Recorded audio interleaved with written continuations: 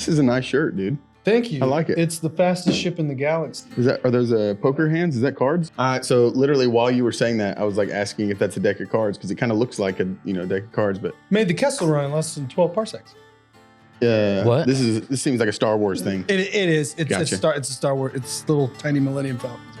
and you feel good about that. I feel great about it. It's my favorite shirt.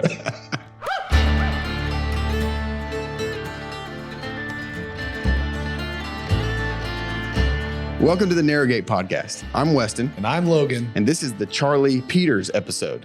Charlie is a graduate from Narrow Gate, and he works at Narrow Gate Artisans. And I thought it was really cool to get the perspective of somebody who's in a for-profit business that is surrounded by Narrow Gate. I've been around Narrow Gate Artisans for a while, but it's really cool to hear from somebody who's a graduate and is now working there and excelling there. I'm just really excited about what's coming out of that. Yeah, man. If you want to hear more about Narrow Gate, check out our show notes. Hope you enjoy the episode.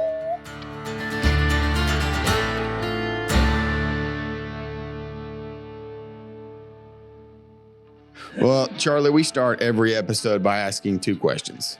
Who are you and why are you here?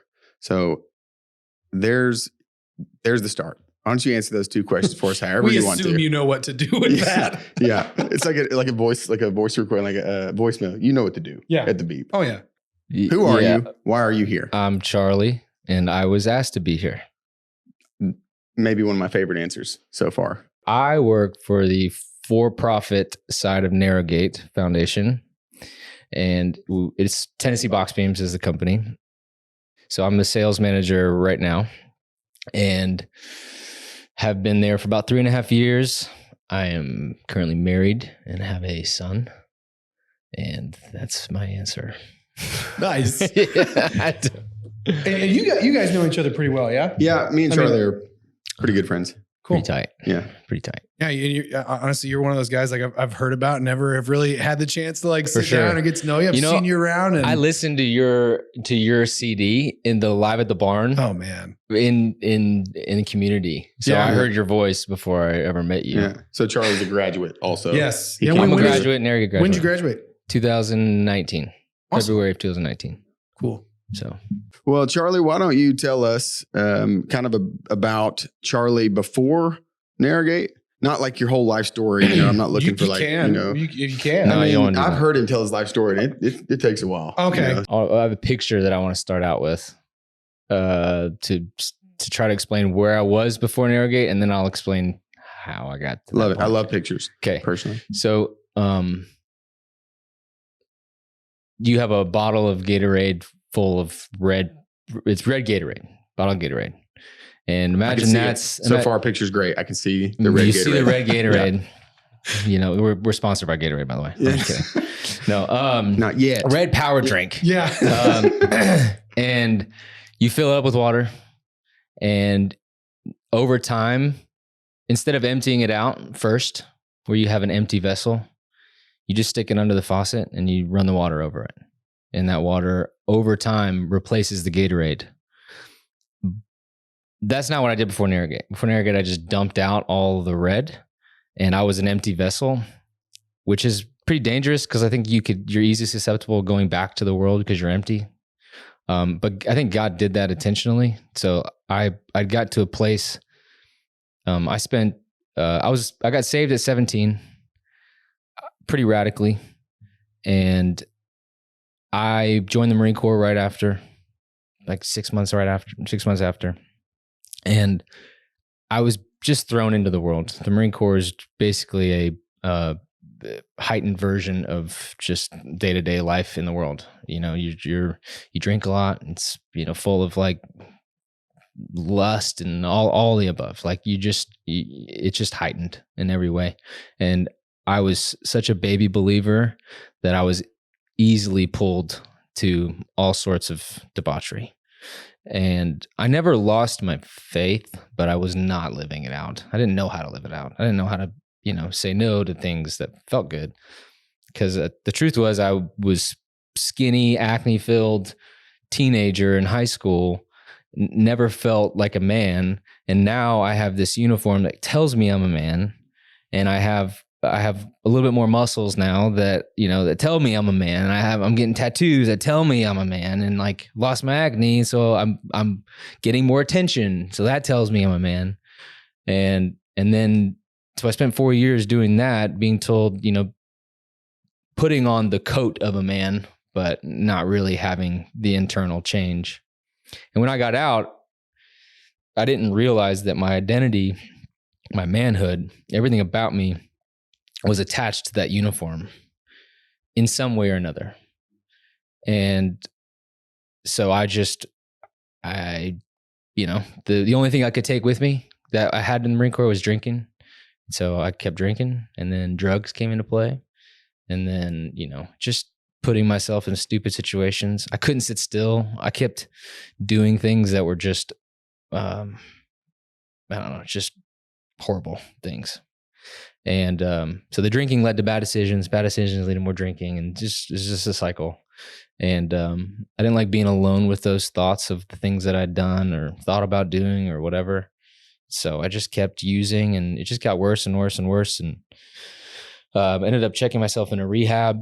Tried to stay sober for 9 months or so. And then, I had a drink and thought, hey, I'm going to go buy an 8-ball. Like, I don't know if I'm allowed to say that, but that's just the truth. That's cocaine for any of you that don't know what an 8-ball is.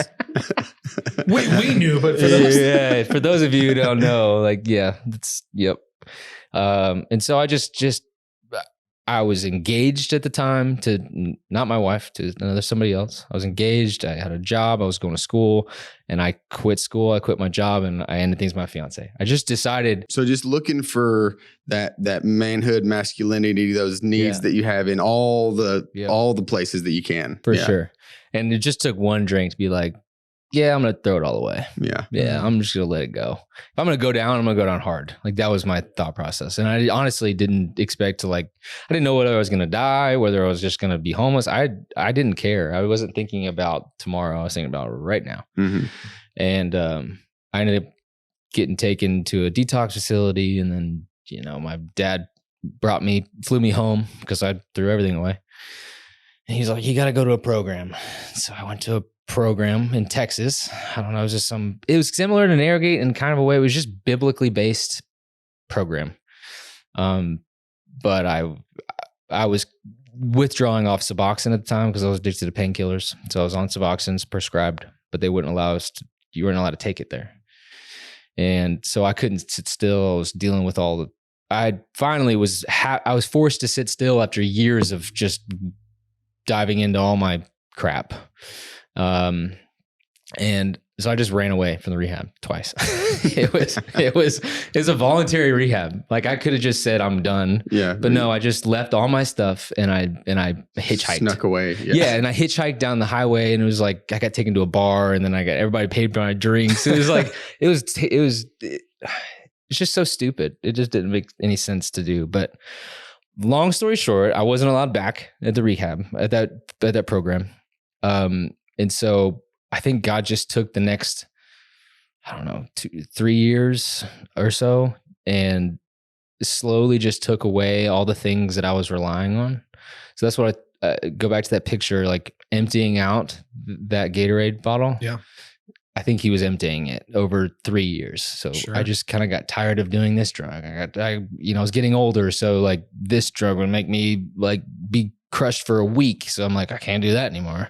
And so I just, one thing after another, my anxiety, it wasn't all drugs. I mean, I guess it was drugs, but it was prescribed, anti-anxiety, antidepressants, sleep medication, all the above. I was a zombie. And then, I finally got to a place where I was clear-headed for the first time in my life, like for the first time in years. I don't say my life, but first time in years. I was off of everything. I was diving into church, and God was like, go to Nashville. I was like, what? Never been to Nashville. I didn't know anybody in Nashville, but I was excited. I was like, okay, well, you got to make it happen, because I run away from everything, and this feels like could be me running away again. So you got to make it happen. A lot of crazy circumstances later, he made it happen. Within a month, I was here. I was in Nashville, and I ended up running into a bunch of I went to a church the day I got here, Church of the City. Mm-hmm. And I didn't, I got to this place I was staying at in Franklin, and I knew I didn't want to be alone. I didn't want to sit there in my own thoughts. Netflix wasn't working, so I couldn't distract myself from Netflix. I didn't want to go drink, so I was like, I couldn't sit still. So I just was like, I'll just go to church. That's a good place to go. And I ended up showing up for this book signing that was happening that night, and a bunch of rowdy teenagers, early 20 dudes come in, and I just have this face of don't talk to me, don't speak, don't look at me. Yeah. And I was like, oh great, look at this rehab behind me, freaking bunch of kids that, don't know which way is up, and as if I did. Mm-hmm. And one of them came up to me and he's like, hey man, I really feel like God's trying, tell me to come talk to you. You look like a cool dude. And I was like, okay. So, what do you want to talk about? And he's like, well, tell me your story. And I'm like, okay. So I shared a little bit of my story with him. We shared similarities in our stories. And then he's like, can I write you? And I was like, write me? That's weird. That is weird. It's a weird thing. Nobody ever writes letters anymore. No. I just felt it was extremely uncomfortable. Because I was like, this is not the Notebook, we're not about to get this is not that thing. Yeah. And he's like, no, man, I'm part of this discipleship program where you give your phone up for 8 months. I was like, wow, that sounds dumb. Would never do that. And I remember spiritually doing, you have somebody talking to you, don't want to listen. As a kid, you're like, la, la, la, la, la. That's exactly what I did to the Lord. In my spirit, I was like, nope, I'm not hearing this just in case. Yeah. I've been through all the programs. I don't want to deal with it. I'm sober. Yeah. I don't have the red Gatorade in me anymore. It's I don't have to worry about it. And dude, 2 weeks later, I was like, yeah, that sounds great. Let's go to that, whatever that program is. I don't even know what it was called. And he wrote you, right? Chris wrote me. Yeah, so that's funny. So I'm going to pause the story and give you my perspective because I was on staff. This would be 2018. 2018. So Chris Hamilton, a student at the time, graduate now, he just got he was still in foundation. Okay. And so he comes up to me. He's like, hey man, I met this really cool guy, Charlie, at the book signing. And so I was wondering if I could, write him a letter. I just feel like, God's telling me that I need to write to him and share with him, and I was like, I was probably busy in passing on my way to the next thing. And I was like, well, why don't you just wait, a little while? Cause you're in foundation. We want you to focus and not you're just 3 weeks in, you're not going to change anybody's life, just by, so anyways, I put it off, and didn't really even consider it very much. And so then he moves into community. He's like, hey man, can I write that Charlie guy? I told him I'd write him and I really would like to. I was like, all right, fine, Chris, whatever. Write this random dude that you met at the book signing. I don't care. Even you were like, yeah, that's weird. Yeah, so I was like, fine, but you seem stoked about it, so go for it. Sure. And I had no idea, obviously you can't have any idea. Nobody knows the future, but you're a direct product of Chris writing that letter. You know what I mean? That weird thing that he did that he was just so excited to do. And I was like, Chris, you almost gapped it off. Yeah, now it's totally. And not me. I need to check myself and say God, you clearly are doing something in his life. Am I going to ignore it because I think I know better? Or do I need to I learned something. Did you research the ministry at all on your own? Or was it really just from conversation and a letter from him? You were and then obviously conversation with the Lord. I think I knew if God was who he said he was, then there was more to him than I wasn't experiencing. And in that 2 weeks later, when I realized I need to go there, I think it was him telling me, this is the place I'm going to reveal myself to you. So this is Hosea in the wilderness. I'm bringing you out. I'm going to speak tenderly to you. And, it was crappy in the sense of you got a lot of healing. I have a lot of healing to do, but we got to get you out and I got to get with you. And so that I just knew I didn't care. If God says go, I'm like, I don't care where we're going. My dad was not on board. Nobody was on board. And I was like, I don't care. I'm paying for it myself. Nobody showed up with me. I didn't have any family when I showed up.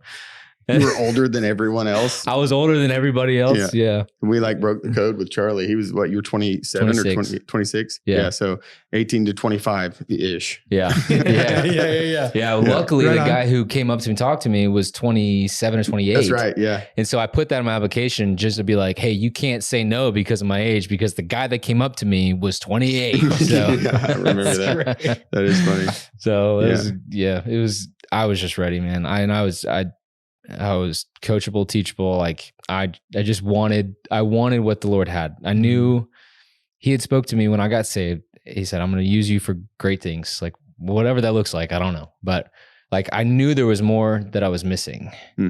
And so, yeah, I was finally able to get still enough to hear him. And this was the place that did it. And so in a, not a snapshot, but like you're at Narrow Gate, you're experiencing Narrow Gate, kind of start to finish. When you look back on your Narrow Gate experience, what was it that sort of like shifted you and your perspective, or your, like obviously you'd been searching in all these different places for that sense of, purpose, identity, and and then looking back now, like Narrow Gate is the thing that that you found it. So like, what was it? If you can articulate, what was it different about Narrow Gate than all the other things that you tried? Jeremiah says, if you seek me and find me when you seek me with your whole heart.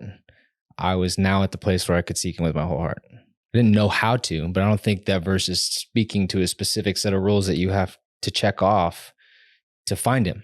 He's not saying you have to do this, this, this when you seek with your whole heart. So what does that look like? It looks different to everybody. So it's like, I was just looking for him everywhere. And so when I was here, I was looking for him everywhere. I was walking with him. I wanted to know what he thought about things. I was getting angry with him. I was like actually going to battle with him, wrestling with him like Jacob. And, it was just relationship. I walked on this property and I was like, we're going to go toe to toe. Like I'm going to walk away with you when I leave. And there's a lot of parts that sucked, cause I had to look in the mirror. I had to see the things that, I had to heal from the things that I had done, the things that were done to me. And like, I had to, I just had to get to know him. And so like, how do you get to know somebody? You just sit with them. You do everything with them. We did with them. I sang with them. I went on walks with them. I did everything. And so it's tough to pinpoint exactly what happened. I have experiences throughout Narrow Gate that I'm like, wow, like I had a crazy Holy Spirit moment in the prayer room. Like I'm a pretty conservative Christian. Like I like just the simplicity of knowing Jesus. I like walking with him. Like I like singing to him. Like I don't like, I like the spiritual gifts. Like I say spiritual gifts, the speaking in tongues and all that stuff. I've never spoken in tongues, but I don't have like this strong desire to do it. I believe that people do. I've heard it. But like, I don't really care to do like that's, if God gives it to me, great. But I've had a moment in the prayer room where I ran around that room like I was a Pentecostal church. I was by myself. Nobody was there. I was on my knees. I was crying. I was screaming. I was running around. I was jumping but it was so in control. I was so in control. And it was so I have circumstances like that throughout all of Narrow Gate that nobody else knows about because it was just me and the Lord. Yeah, I didn't know that. But now everybody, literally everybody knows. Yeah. I mean, I was snot bubble crying, but the Lord in my spirit was right in front of me on the couch. And it was as if I was seeing him in person. Like the person that I've been talking to and getting to know was like here in my spirit. And I didn't know how to explain. How to explain that? I don't know how to explain that situation. It was just his goodness that wanted to give it to me because I really didn't have the care to want to have that moment. I didn't think that it was possible. I do now. I was like, I'd love to have that again, and I do in certain, areas. But, so in your experience, like you had these moments, like it's clear to me that, the reason that Narrow Gate was successful for you, that you had a successful experience is because you came like with a realization that the world's got nothing to offer you. You've tried it all. You've been there. You've sought out these, your sense of significance and acceptance and security in drugs, relationships, the military, and it just came up short. And so I love that picture of the pouring out the Gatorade. You came here with a full, like both feet in, like ready to experience God. Yeah. And like a resoluteness resolution to experience God and walk out with him. I love that. Yeah. How did what you experienced at Narrow Gate, experience God at Narrow Gate? How does that affect your daily life now? Like, is there anything that you learned, maybe not specifically a lesson or, specific teaching, but is there something that you learned at Narrow Gate that you apply to your life now as a result of your time here? Everything. I don't, my life is pre-Narrow Gate and post-Narrow Gate. So everything changed after Narrow Gate. So every lesson that I did learn is applied, and I don't know how to like consolidate it into one thing. I think if I could, it's like there's a comfort in knowing that God's got the rest of it. God's got the purpose for your life. You don't have to find the purpose. So who am I and why am I here? It's like, yeah, you're looking for purpose, but at the end of the day, that purpose is in Christ. Yeah. And so how that plays out is not up to you. When you go on your VP and you hear from the Lord and you hear character traits he's given you and what he's called you to do, what he's made you to do, it's not on you to make it happen. Wow. So it's like when I wake up every day, I don't have a panic of like, what do I need to do to make this thing come true? It's like, otherwise I'm going to be making an Ishmael when I'm supposed to be called to wait for Isaac.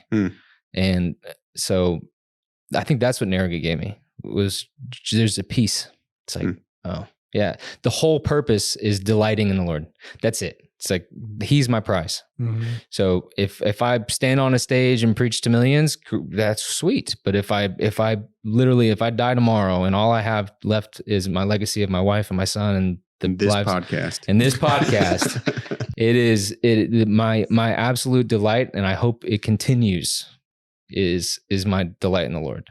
That's awesome, dude. And so, yeah, that's what I got out of Narrow Gate. That's good. I like that. Well, do you want to talk about sort of what initially drew you to like work at the for-profit side of Narrow Gate? Like this is the first person that we've had that's sort of, in leadership in that area of Narrow Gate. And I'd love to hear your thoughts on sort of, it's all one Narrow Gate, but Narrow Gate Artisans and Narrow Gate Lodge, they obviously operate very differently, right? The nonprofit side, the lodge is a 24/7 ministry based program, and then the for-profit side is run by Narrow Gate graduates, and but it's still a business, and there's got to be some.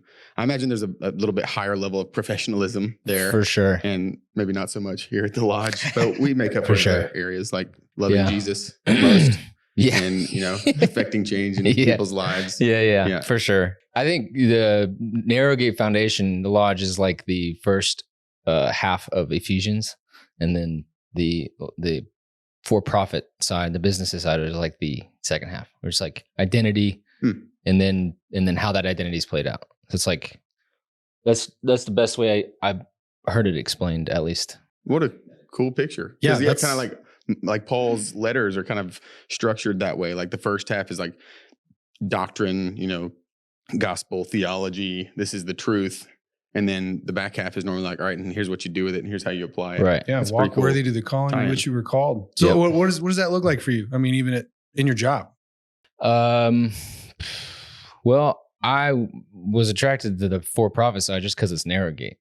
That was it. Like, I didn't really care where I landed. I just wanted to be a part of Narrow Gate. I missed the community of Narrow Gate. There's not really much out there that emulates it really well. And so I texted Stacy and I was like, hey, do you have a job opening? She was like, well, let me see what we can do. And so I just kind of took the job that was presented to me because at the end of the day, I just wanted to be around Narrow Gate. I just missed being around my brothers, and I'd only been out of Narrow Gate for like 6 months. And I was like, man, I just missed. Yeah. The people who are listening are mostly graduates, so they understand me, but there's nothing like it. So, yeah. What was your question? I was trying to go back. Don't do that. Yeah. He doesn't remember. I thought I could What like was my take the original question and then tie it in, but I forgot your question. I was kind of riffing off of, I loved your answer about how the lodge is, that would be what, Ephesians 1-3. Yeah. And then seeing it out, obviously in the real world, right. being the second half of, and just, Ephesians 4, just, walking worth because you've been called. Walk worthy. And because everything stated in 1-3, man, this is who you are in Christ because of that. Yeah. I guess I was asking, what does it look like? And what does it feel like? Like, what's your experience there at Narrow Gate Artisans, Tennessee Box Beams? What does it feel to walk worthy to the calling which you are called to in that place? I think to put it at its simplest form, it's being faithful. So the way that I think about being faithful is just bringing what you have to the table every day. It's like some days my son is sleeping an hour a night, 2 hours a night, and he's crying and it's a long night. And then I still got to get up. I still got to go to work. I still have a job to do. And sometimes I have 20% of energy. And some days I have up 95% of energy. But trusting the Lord to bring that other percentage and fill in where you can't. At the end of the day, that's what I do. I just get up and I'm faithful to what I'm supposed to do. I look for opportunities to share Jesus in every circumstance I can. But my job is my job. So I said, I do my job. And then like Bill said, make disciples. And Pretty sure Jesus said that. Jesus, yeah. But the way by the way, yeah, this is going to sound like a cult if I say, but what Bill said this, it's like, no, Jesus definitely said this. Yeah. But, like in your going, make disciples. And I really liked that because it was like, I could just go to my job. I can just be a husband. I can be a dad. I don't have to. For a classic overthinker like me, I don't have to overthink it. I can just go. Yeah. In your going, as you live your life, as you are who you are, go make disciples. Yep. Yeah. So what is it about? Again, I've taken the tour. What is the day-to-day like look like at Narrow Gate Artisans? Like how does it still feel like Narrow Gate there?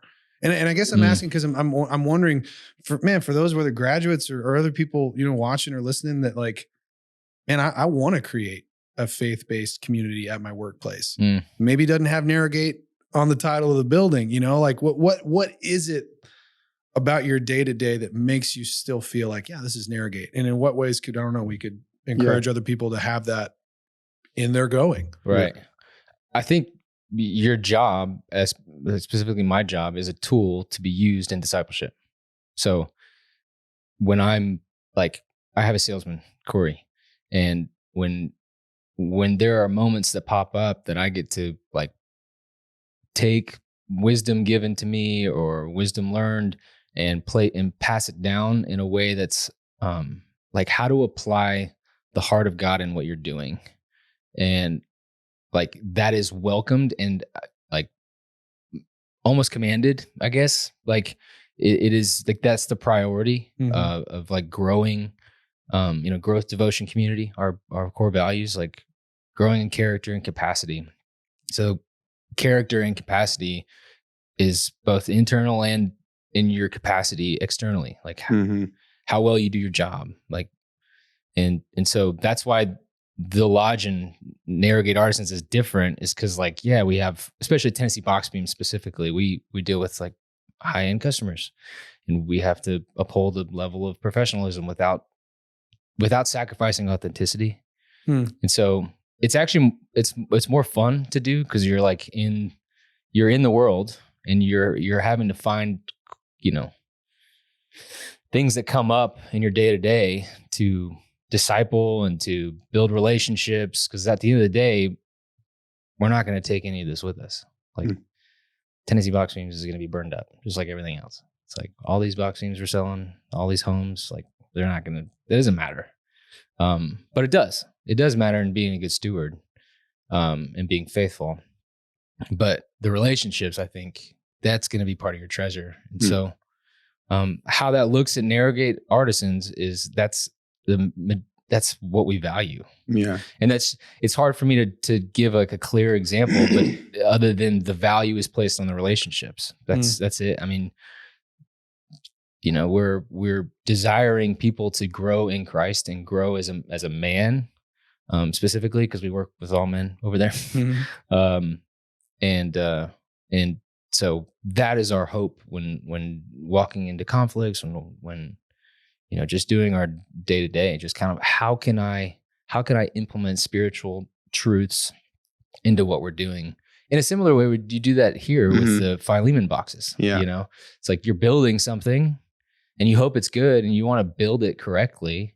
But it's used, the tool is used to bring reconciliation. So it's like, it's just a bigger version of that. Well, both calling it sorry, like, what is that? We So- didn't get that. If you could fill us in on what that is. So yeah, the Filiman Box, part of what makes Narrow Gate Lodge unique is there's a lot of different experiences that students have when they come through. That's not just Bible studies, right? It's not just sitting in a classroom and listening to a teacher and learning things. It's like there's opportunities to take what they've learned and apply it in real time, whether it's working on property or whether it's, cleaning or cooking in the kitchen or, whatever it may be. But in addition to that, we have our artisan shops all over the property. We got leather and metal and wood shops here. And so we have a cool, unique ability to work with our hands in a creative capacity and create these, creative wood projects or metal projects, leather projects, and integrate it with the curriculum, like the truth that they're learning in Scripture. It's a way to, not everybody is an auditory learner. Not everybody learns from a lecture type, lesson. And so for these guys to have the ability to take what they've learned and express it through creative design and working with their hands, it's more of like a kinesthetic way of learning. And so all that being said, one of our integrated artisan curriculum pieces is the Filiman Box. We spend a week or two going through the book of Filiman, which the theme, like you said, of Filiman is reconciliation. And so there's an understanding of the truth of reconciliation in Filiman. There's interactions with the different perspectives of, reconciliation, whether it's you are the one who needs forgiveness, the one who needs to forgive, or you're just somebody trying to, reconcile another relationship. And so the Filiman Box, they make this nice decorative, square box with a lid on it. During the week that we're studying Filiman, they also turn a pin on the lathes up in the turning studio, and then they write out a copy of the book of Filiman. And through that week of studying Filiman and learning about reconciliation, we're asking these guys to pray and ask God to reveal someone that they need to reconcile with a relationship that needs reconciliation in their own lives.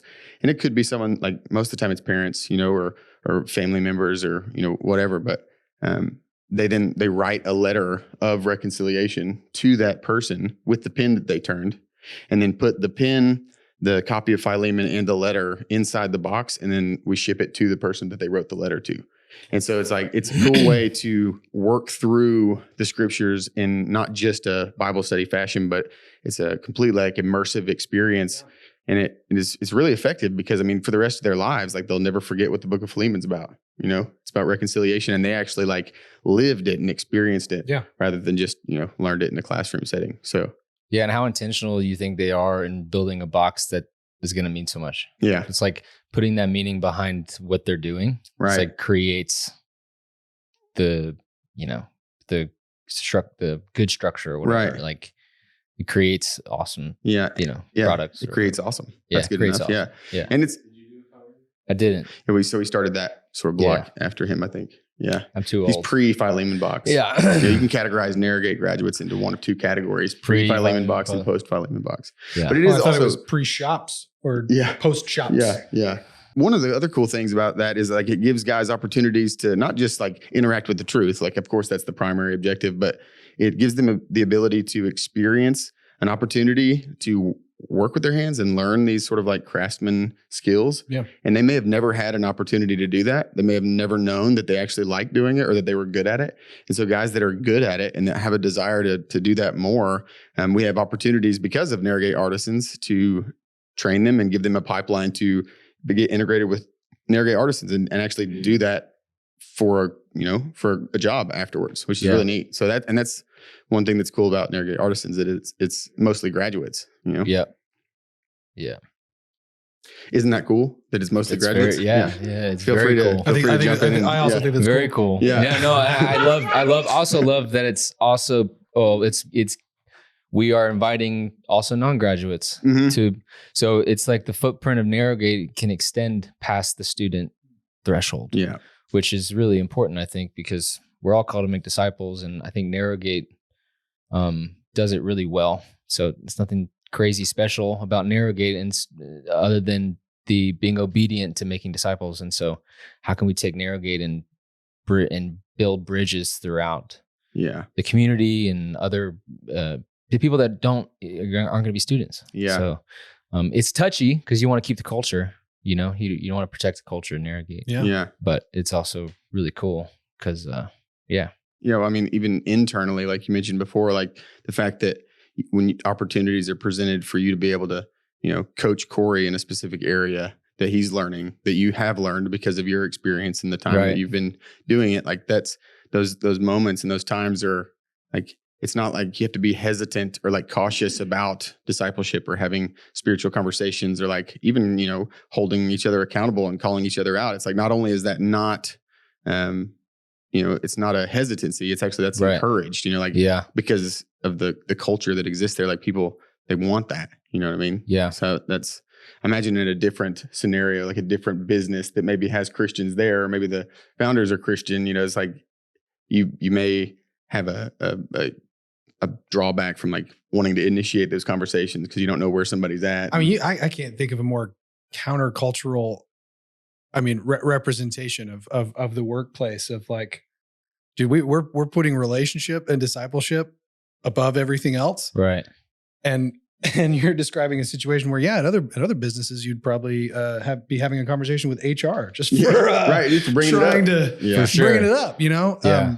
Man, I think that's really cool that you guys are expanding that, like you said, to guys who may not ever be students, and yet they're experiencing a new way, not a new way, but a countercultural way of doing business and doing life with each other. I think it's awesome. Yeah, a real way.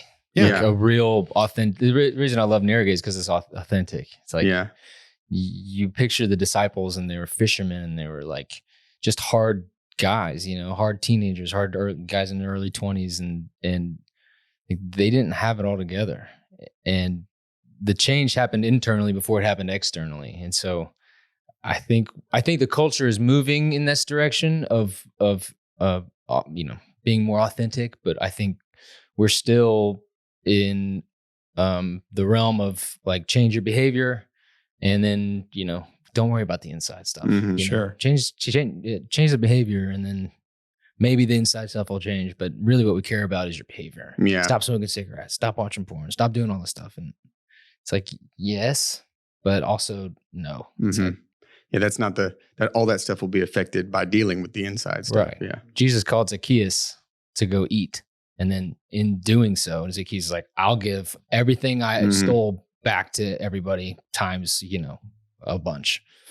And so, there obviously needs to be some accountability, but.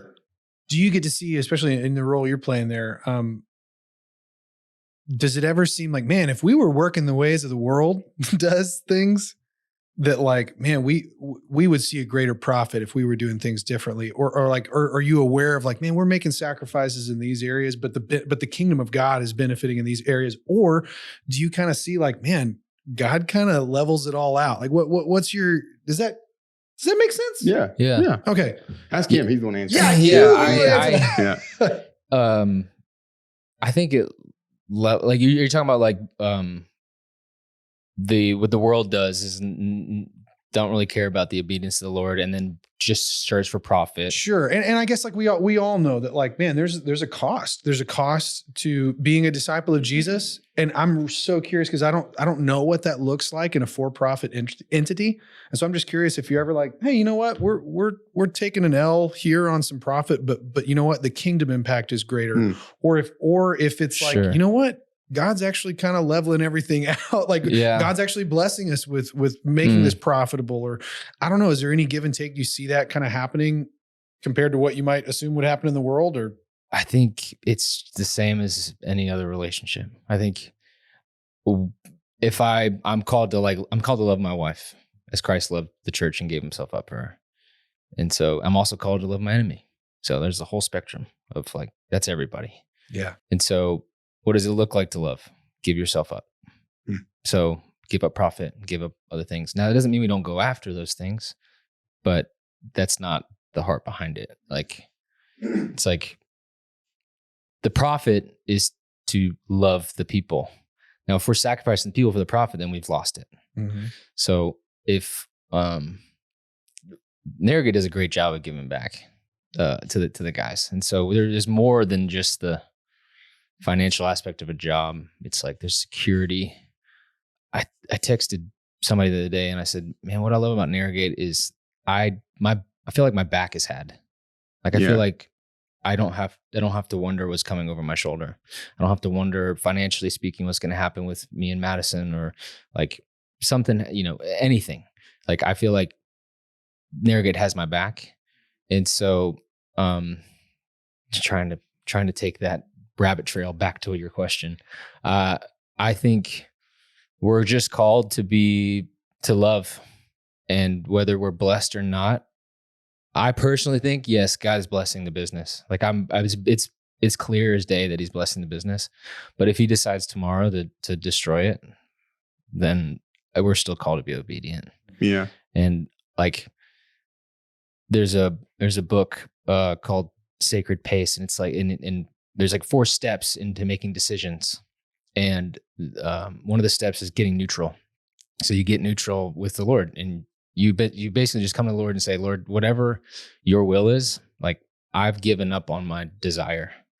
So, I mean, obviously you have to get neutral. So obviously you have like a preconceived notion or like a want for a certain outcome in any situation. But when you can get to a place where you're just like holding your hands open, it's like, I want what you want. It's like Jesus had his desire, let this cup pass from me 3 times. And he's like, but not my will, your will. Yeah, that's good. That's good. Reminder, get neutral, when it comes to decision making and seeking the Lord. Yeah. But so in so doing, you just have this confidence that like the Lord's will be done. But yes, I do think, because I don't want to go and say, if you're obedient, then God's going to bless you. If you're obedient, it's like all the apostles were tortured and killed. Right. It's like, I'm so against any inkling of a prosperity thing. My delight is in doing what the Lord wants. Yeah. And I love that he's really good, and he will give, like, he'll bless a plethora, like way more than you can think. Yeah. So like sometimes I see, when I'm loving my wife, sometimes I see a kickback. That's going to sound bad, but I promise it's not what I mean.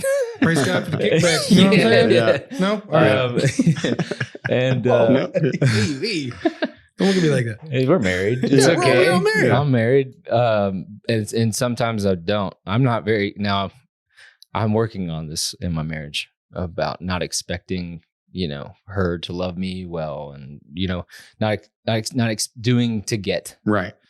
But I think that's what I see in the scriptures. That's what I see with Jesus. Well, I mean, what you're talking about is your obedience comes from a place of like gratitude for what you have already been given, not from a place of like trying to get something. Right.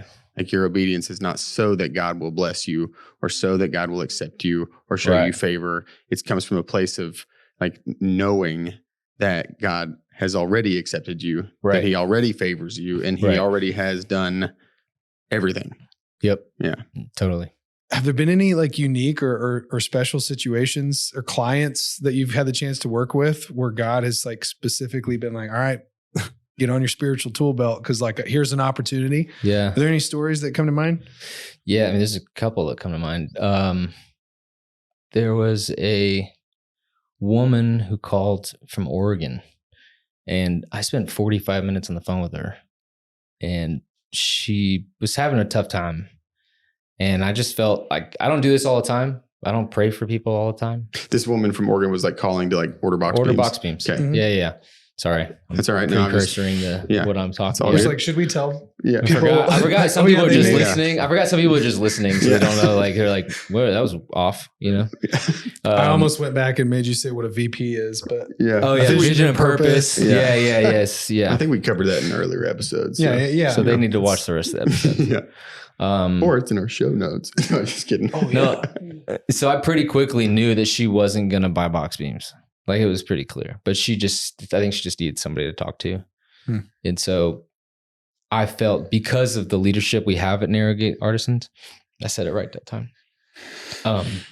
I felt like freedom to spend 45 minutes to an hour on the phone with her, just like praying with her, talking to her about, and we have like a lot of different beliefs. Like she didn't have the same beliefs in any regard that I had, but it was like, it was just a cool moment that the Lord just like took away any judgment, any of my flesh that could have popped up to bring some hesitancy to the situation. He just took that away, and I was able to just to minister to her. I don't know what I did. I didn't do anything. It wasn't anything crazy. I just listened, just talked to her. There's a lot of circumstances where I get to listen to people's problems. People talk to me and they tell me like their crap, their stuff. Sorry. Mhm. And Do not say crap. Yeah. Yeah. Wait, really? Neil said crap. Yeah. Yeah. He did. Yeah. Neil Anderson said crap on this podcast. so I mean, there's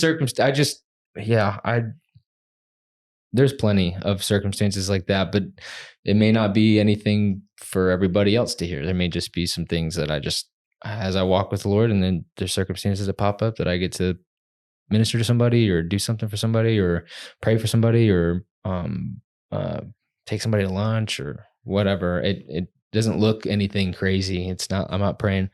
I haven't healed. I haven't done any miracles, I've done anything like that. But